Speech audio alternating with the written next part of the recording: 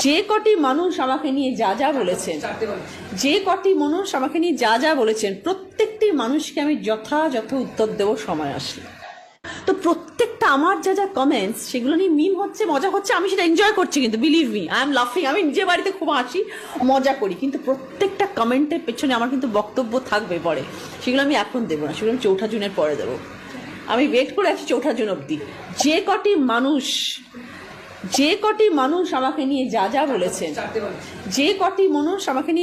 বলেছেন, প্রত্যেকটি মানুষকে আমি যথাযথ উত্তর দেব সময় আসলে। রচনা ব্যানার্জি বলছে যে ওনাকে নিয়ে যে যাই বলছে ভোটের পরে সবাইকে বুঝিয়ে দেবে। যে কটি মানুষ আমাকে নিয়ে যা যা বলেছেন, প্রত্যেকটি মানুষকে আমি যথাযথ উত্তর দেব সময় আসলে। তো চলুন ইনার সঙ্গে হালকা পাতলা একটুখানি বোঝাপড়া করেই নেওয়া যাক।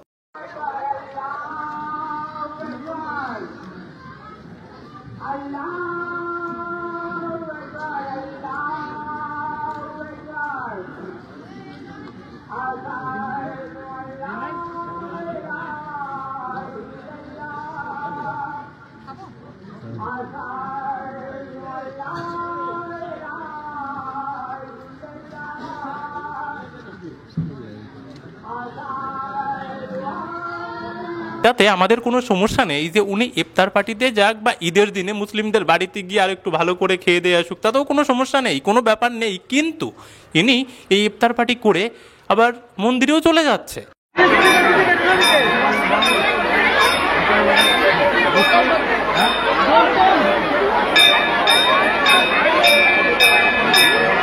দেখুন, রচনা ব্যানার্জি ইফতার পার্টিতেও যাচ্ছে, তারপরে মন্দিরেও চলে যাচ্ছে।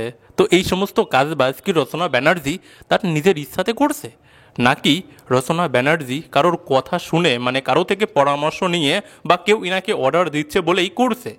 এরকমটা কোনো ব্যাপার স্যাপার আছে নাকি? আপনাদের কি মনে হয় একটু কমেন্ট বক্সে লিখে জানাবেন। তবে হ্যাঁ, আমার বক্তব্যটা হচ্ছে এটা যে রচনা ব্যানার্জি যদি এটা নিজের ইচ্ছাতে করে থাকে বা অন্য কারোর কথাতেও করে থাকে, যার কথাতেই করে থাকুক না কেন, রচনা ব্যানার্জি কি কোনো মুসলিমকে এইরকমভাবে করাতে পারবে যে প্রথমে মন্দিরে এসে পুজো দেবে, তারপরে মসজিদে গিয়ে নামাজ পড়বে? এরকম কোনো মানে আর কি হুজুর টুজুর মৌলানাকে করাতে পারবে? রচনা ব্যানার্জির কি সেই ক্ষমতা আছে? তাছাড়াও আমি না ঠিক বুঝে উঠতে পারছি না যে তৃণমূল দলটা এবার কি কোনো রকমের বড় কোনো অর্ডার পেয়েছে নাকি কোনো জায়গা থেকে, যে এবার পুরো জায়গাতে মানে সব জায়গাতেই আর কি মোটামুটি যে সমস্ত বড় লেভেলের নেতা কোতা বা যে সমস্ত ছোট লেভেলেরও চুনোপুটিগুলো আছে তাদেরকে মাথায় টুপি পরিয়ে এবার প্রচারটা করতে হবে, এরকমের কোনো কন্ট্যাক্ট পেয়েছে নাকি? আপনাদের কি মনে হয়? না হলে দেবাংশুর মতো একটা মানুষ, তার মাথাতেও আমরা একটা টুপি পরা ফটো ভাইরাল হতো দেখছি। কুণাল ঘোষের মতো একটা মানুষ, যাকে নিয়ে এই জিনিসটা কল্পনাই করা যায় না, তার মতো একটা লোক প্রেস কনফারেন্স করছে মাথায় টুপি পরে।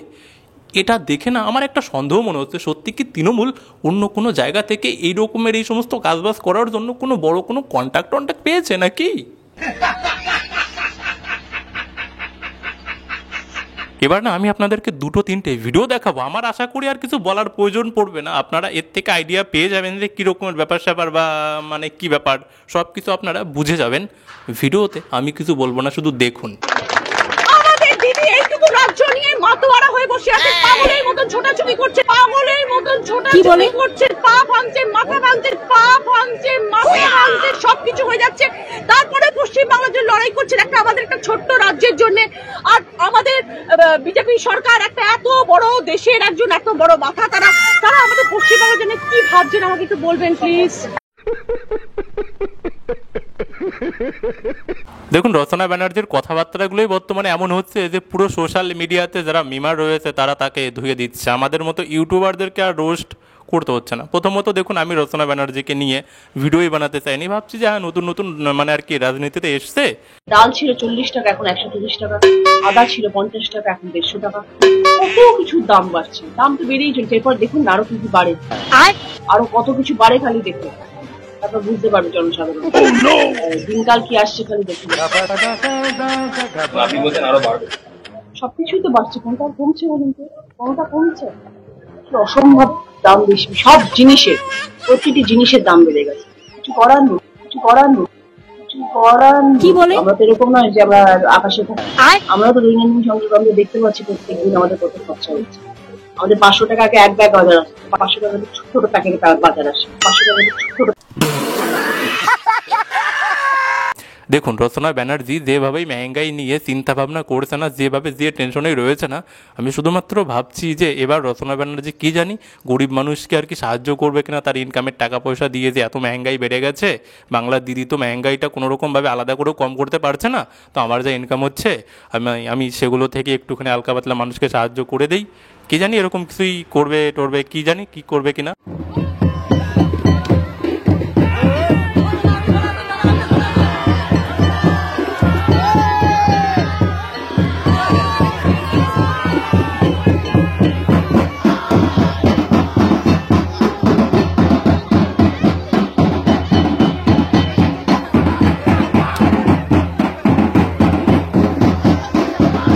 এ তো পুরো পিসির কার্বন কপি মনে হচ্ছে, যে আমাদের পিসি যখনই একটুখানি আর কি ওই ধান্দা টান্দা থাকে তখনই পিসিও এরকমভাবেই নাচতে গাছতে শুরু করে দেয়, তো এও তো দেখছি তাই করছে।